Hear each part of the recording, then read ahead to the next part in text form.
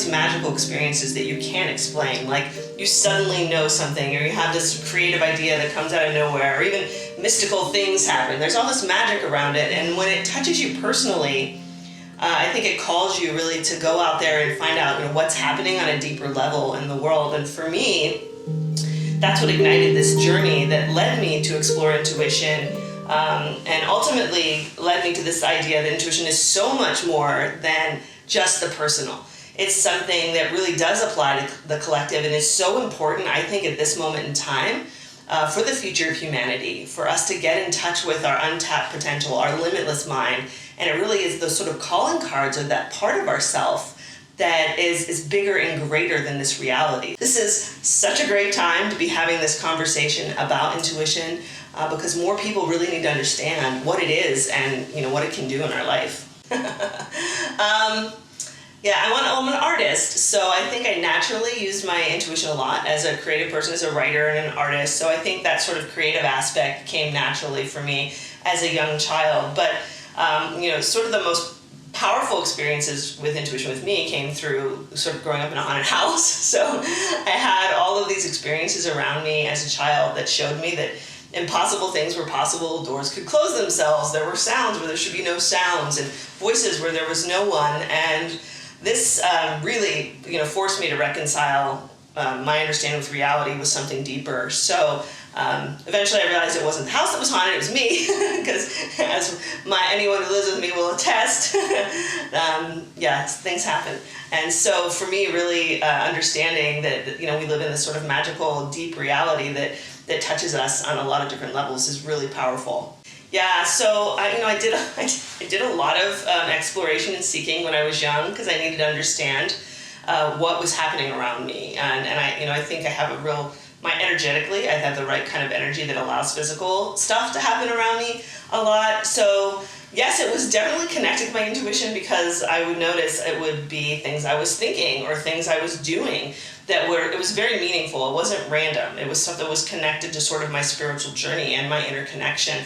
And I found, just like when you use your intuition to see like angel numbers or coincidences and serendipities and all these other things that happen in the outside world, it was the same for me with this sort of psychic phenomenon, So once I started using my intuition, it would start to happen more. When I was in sort of intuitive headspaces, I could almost literally create it, right? So this thing was very deeply connected with my consciousness and my inner connection. Yeah, so all of this led me to create my school, IntuitionLab, where I help other people to really get in touch with their own inner connection, whether it is through creativity or through intuition, card readings to get inner guidance, or building businesses, all of these different things we do with our intuition. So I have a variety of different workshops, but most of it really comes down to helping people understand what their intuition really is. Like, it's more than a gut feeling, it's more than a hunch, right? It's more than just something woo-woo. It's something that really is our sort of counterbalance to our intellect. It's our quantum thinking. It's our way of thinking with our limitless mind. And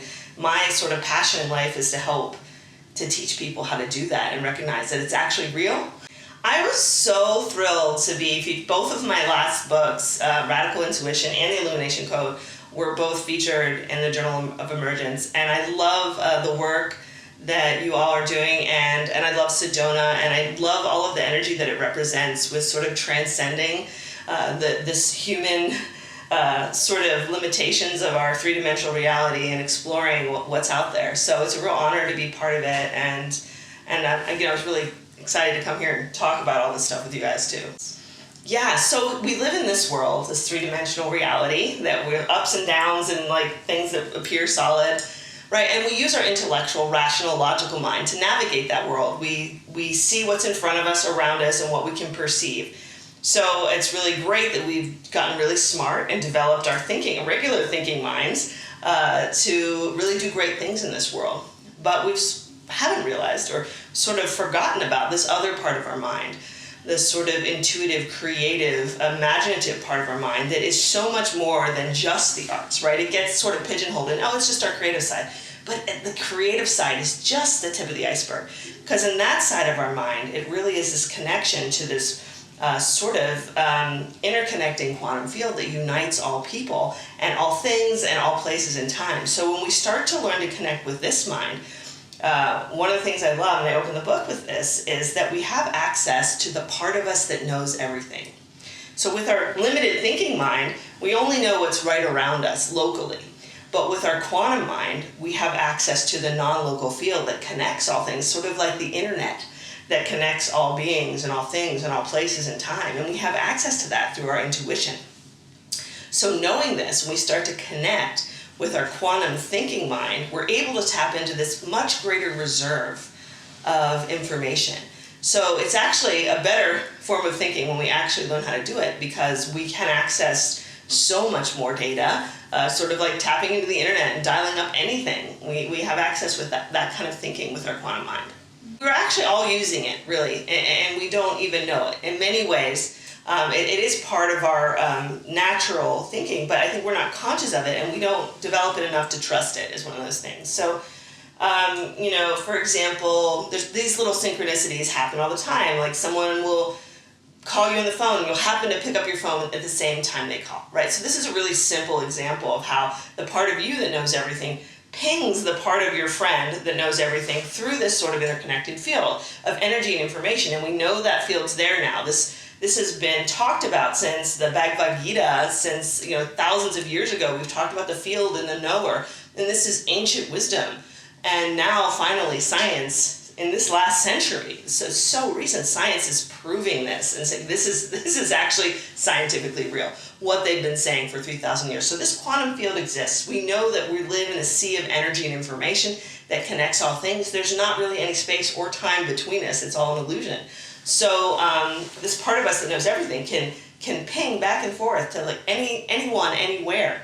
So when your friends say, I'm gonna call you right now, and you think, oh my gosh, I should pick up the phone, and boom, it comes together in this sort of magic moment. So the big question is, what is intuition? And that was the question that fueled my last book, Radical Intuition. Because my first book that came out in it was 2004, in the time after that, so many people were like, well, what is intuition really? Is it a gut feeling? Is it a hunch? Is it cosmic connection? Is it hear voices? Like what is intuition really? And so really understanding that our intuition does speak to us through all of these ways, through all of the different channels of our human sort of anatomy, our body, our mind, our heart, and our spirit. We feel it in our bodies, we have sensations, we can hear things through our sort of mind's ear, see things in our mind's eye, through our intuitive senses, our meta senses, often known as the clairs as well. And with our minds, we have these knowingnesses, and we have this ability to make decisions and follow our inner guidance. And then with our hearts, we're moved by our intuition. We have passion, creativity, inspiration, ingenuity. Our hearts are moved to create new things with our intuition. And then on our spiritual level, really intuition is our connection to the divine, the sacred, God, whatever word you use for that, transcendent state, that limitless self. So when you understand that our intuition's always there to speak to us, trying to communicate with us through these sort of four dimensions of our body, and recognizing, well, where's all that intuition coming from? That's the source, right? So we know we have intuition, but where's it actually coming from? If I have this intuitive thought, is there like a spirit putting a thought in my head? Is it, some random sort of generation of the universe? But what we realized is it's coming from the quantum field. So when we're talking about these ideas, and one of the hallmarks of intuition, it's something that arises in your mind or your heart out of nowhere, out of the blue. When you're walking and you get a thought drops into your head, right? Or you just have an insight out of nowhere. You wake up in the middle of the night and you're like, oh, right? Intuition arrives out of nowhere. You don't think it up. It's if you're processing information, that's your rational mind. Intuition drops in, it downloads from the field, right? This quantum field. So recognizing that things don't really come out of nowhere. They come out of the quantum field. So they allow us to pull down this information from this ever-present field of wisdom, we call our inner wisdom, but it's also sort of like an internet that holds all of the information of all time, because also quantum physics teaches us that there's no such thing as the past, present, or future. All of it's happening in the ever-present now, right? So when you think about that, that everything's happening right now. Of course, it makes sense that we could notice something that's happening in the future, or that we could touch into a past life, right? And even when we're talking about interdimensional life, our friends and families and loved ones that have passed on, or spirits, angels, whatever is you're thinking about in terms of the cosmic sort of interstellar life forms, that also comes through the field, because intuition's our universal language, right? And we can speak to our animals, plants, aliens, you name it. Our intuition is the universal language that everyone can connect with. So that's part of what makes it so magical and important as we move forward in the future. I think the web is a great way to look at it. It's sort of like a web of light and energy and information that's very much related to frequency and vibration. So that's sort of I'm going to segue into something on that, because vibration is really key. I call it in the book your inner access code, because vibration and frequency determine what parts of that web you tap into. Right? So if you're on certain wavelengths, you'll be attracted to certain vibrations of that field, because there's all different kinds of vibrations happening in that field, which I want to tell people, when you work with your intuition, you always want to get in a high vibration place of peace and calm and still, because that's where the real truth and peace and power is held.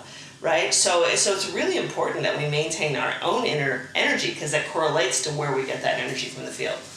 Yeah, it's very much so. So I'm going to start at the beginning and look at the world as stuff that we think we're surrounded by material objects, but we're not.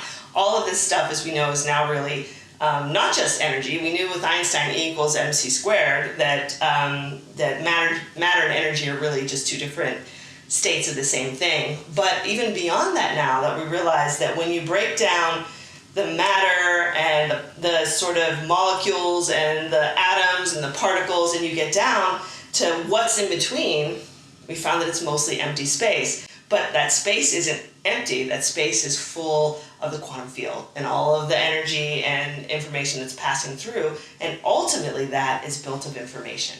So we have really found out that this whole web, it's also called the non-local field. So non-locality is a really interesting concept, because it means that everything's happening everywhere all at once, just like that movie. Everything everywhere all at once, right? And it's all in eternal now.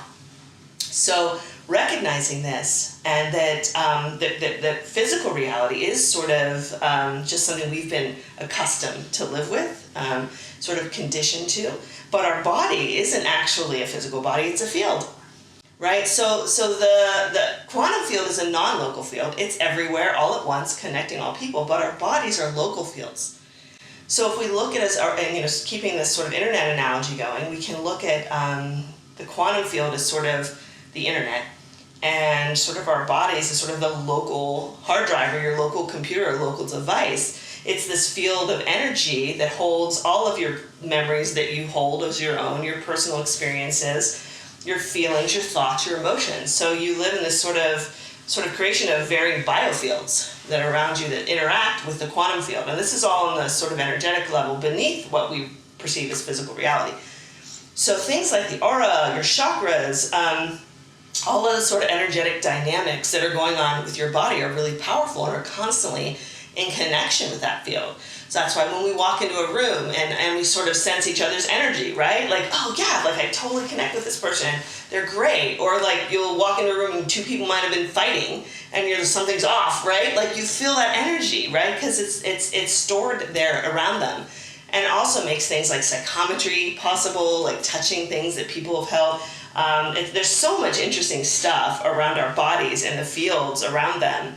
Like if you wear someone's clothes, I wear my husband's clothes, it feels good because it has his energy on it, right? But there's clothes like maybe that were old of mine that I've had for 10 years and I'm not really vibrating with that energy, so I don't want to wear that anymore, right? So all of this stuff, this energy is held in our physical bodies and the things that we touch, and allows us to continue to read that on an intuitive level. So it's really interesting. Yeah, where I always direct people to get started, and is one of the favorite things that I do with intuition work, is I developed an insight card deck. So this deck is designed to help you develop your intuition. I specifically designed it. I created it myself, an artist. So I designed every card to sort of create an opportunity for your intuition to speak to you. So the idea is that it actually comes from an ancient religious practice called sacred seeing. where people would gaze upon like a spiritual picture and let the divine speak to them, right? So it's so these card decks, they're like tarot cards, but they're not like tarot cards in that none of them have any implicit meaning. These are just pictures that you pick it and you open up to your intuition and ask for a message, and then it starts to speak to you through metaphor, and when you open up to your intuitive mind. So on my website, kimchestney.com, I have a free interactive deck that people can play with all day long. You can just start tapping into your own inner guidance. Getting into a place of peace and quiet before you do it is really important, because we need to shut off our minds, because our intuition can't work when we're stressed out, busy, emotional, like, the frayed neutron. We want to like be calm and still. So I always tell people to do nothing like it's your job, especially when you want to work with your intuition, because the more spaciousness you create in your life, the more mindfulness and stillness, the more opportunity that your intuition will have to speak, the more gaps you create for those intuitive downloads to drop into your mind. So getting into a place of calm and peace and quiet is a great way to sort of open up space for intuitive practice and work, and then start getting those little moments of guidance in your life, reaching out for them. Because when you reach out to the universe and let the universe know that you're open and you're listening, it starts to speak more, right? And in this book, and actually in both of my books, all of my books actually, they're doing books. They're all full of exercises. Like, don't take it from me. I want you to go out there and see it for yourself, feel it for yourself, experience it for yourself, because that's the only way you're really going to believe and trust in it, is if you witness that magic. So there's 50 different exercises in this book that you can do just to start just witnessing it every day in your life. And yeah, so that's really my advice, is just start to play with your intuition, talk to your intuition, give energy to your intuition, because then your intuition, trust me, it will speak back. Yeah, well, one of the things I love that Paramahansa Yogananda said is, intuition is the soul's power of knowing God. And for me, that was sort of, years ago when I started doing this work, that was sort of like stake in the ground. That's where I'm starting. Like, that's how important intuition is. Like, it's the way that we connect with our deepest, highest, most limitless state of being and all-knowing nature. So I've worked back from there. So I think that on a fundamental level, it really is our connection to the sacred, to the all-knowing part of ourself. Call it your higher self, your deeper self, but the part of you that knows everything. So it is, you can't really separate it from spirituality, because it ultimately leads us home to our true self, to our whole self, which is that communion with our sacred nature. So yeah, it's a great balance to the intellectual mind, but it is something much more deeper, much more powerful. Well, I'd love to know the statistics on that, but I'd say definitely in the West, we really need some help in the West. Sort of in the Eastern traditions and mysticism and Eastern religion, intuition played a much larger role, I think, than it has really in sort of popular culture in the West. So we've become very materialistic and very seeing is believing kind of culture. But I do feel that's changing, and I think that's part of the shift that we're seeing now. And I think that the intuition, this rise of awareness and intuition is related to the quantum revolution, which happened like 100 years ago, because it's showing us that there is so much more to life. Seeing isn't believing. Magical things happen. The impossible things happen every single day in quantum physics. And now we're starting to see these things that we can't deny. Like, you hear stories from centuries and centuries and centuries about prophets, people who made predictions coming through, people having these extraordinary past life awarenesses or like validations and near-death experiences and astral projection. Like, you can't just make this stuff up. So many people have experienced these things, but we've just brushed them under, brushed them away and said, okay, we'll just put this in this little place called the occult, and we don't really have to look at it. But we do have to look at it, because these are human experiences. And the great thing about quantum physics now is it's shown us that these human experiences are very real, and we need to look at them, and not just look at them, like dive into them, because they are these little sort of hints of what's possible if we actually pay attention and start to not be afraid of it, and go into that new frontier and that inner frontier, and what are we actually capable of doing as human beings with this whole sort of part of our mind that's atrophied. So I think the tide is shifting, and I think that the more people that start to recognize this, I really realized the tide was shifting when, I worked in technology for 20 years, and I was in the rooms with really super smart people with like way more education and PhDs than me, and they started talking about how important intuition is. And I was like, yes, hello, right? So we're seeing that it's important in innovation, like people like Steve Jobs, right? Huge intuition fan, gives Paramahansa Yogananda's books to all his employees because he recognized this and brought it into his work that he did. Einstein, huge advocate of intuition, right? Tesla, people who are scientific and very respected in the scientific communities, recognize that intuition is our key to this genius. Anybody, I think, who's ever done anything great in the world will probably look back on it and say it had something to do with some intuitive experience or connection along the way. Well, I do think that I really feel like whether we're talking about things like climate change or social justice or globalism or any of the different issues that we're wrestling with on a larger level as a human species, if we come it back to the deepest level, intuition is a part in that, because intuition brings us together. It is the thing that breaks the divisions, because we live in this world of the mind, and the mind wants to categorize and separate and understand this against that, right? So, but intuition calls us to rise above all that. And we are all one, we are all connected, and what we do to other people, we do to ourselves, and what we do to this earth, right? And the earth is part of it too, right? We're so deeply connected with the earth. So I think that intuition is, it's so funny. And people kind of giggle a little bit. They're like, "Oh, that's a really big statement." And I was like, "Yeah, but it's true. But it's actually true. Hear me out, right? Because it's underneath this sort of evolutionary urge, and I think that's what we are really dealing with on a mass level at this point: is how we're going to evolve, how we're going to stay alive as a species, how we're not going to destroy our planet, how we're going to learn to work together and love each other, and intuition is what guides us to use that evolutionary urge. This is what we should do to bring this good thing into the world, or this new idea into the world, or to connect with other people. So if we listen to our intuition and allow it to guide these sort of evolutionary urges to create a better world, then that's really the secret sauce to making it happen. 100%. I think a huge part of the reason why so many of us don't use our intuition is because we were conditioned to either think that it's not real or that we should be afraid of it, right? And I think that, teaching intuition, I have a lot of students from a lot of different backgrounds, and I see it all the time. Oh, this is evil.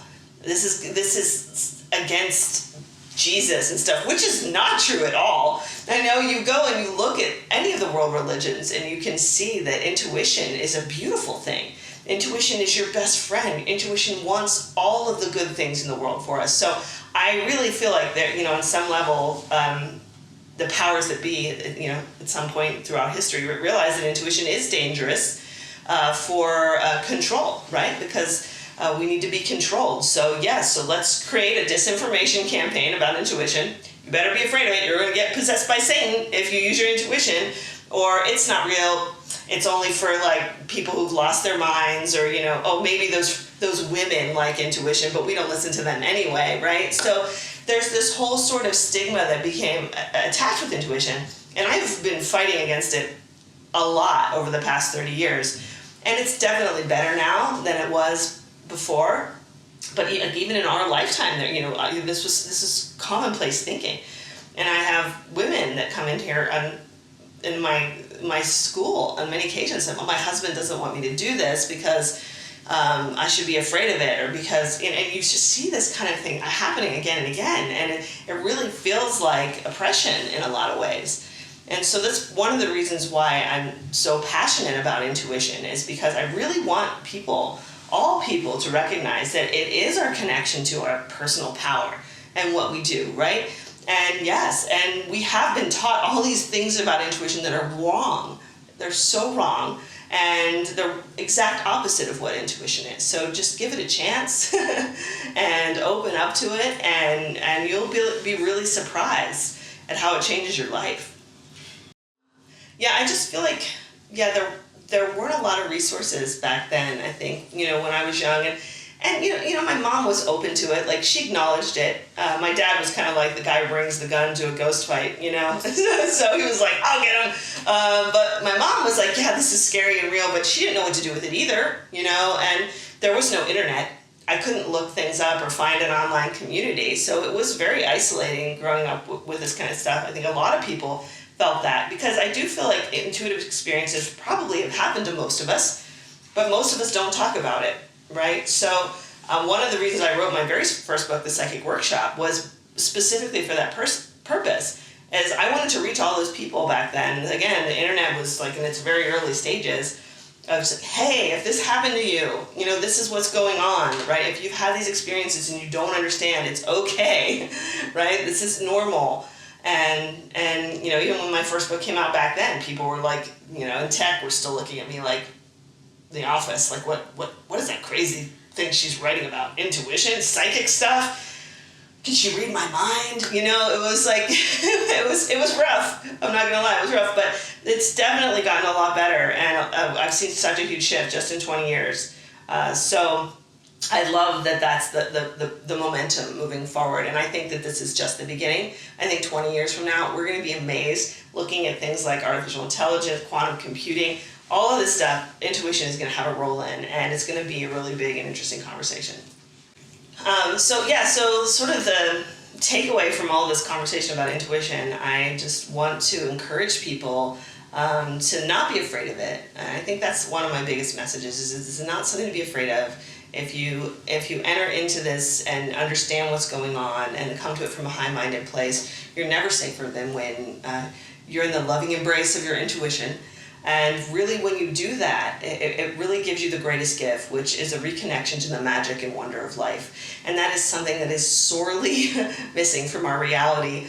We get stuck in our 9-to-5s and our ruts and this sort of the material reality that just sort of overtakes us, and we become depressed or hopeless or feeling like, is this all there is? Well, the answer is no, it's not all there is. There is something magical and beautiful inside you and inside each of us. And our intuition is calling, asking us just come and explore it and open your mind to it. And it's a beautiful new frontier. And I just wish everyone the opportunity to reconnect and see where their own inner magic takes them.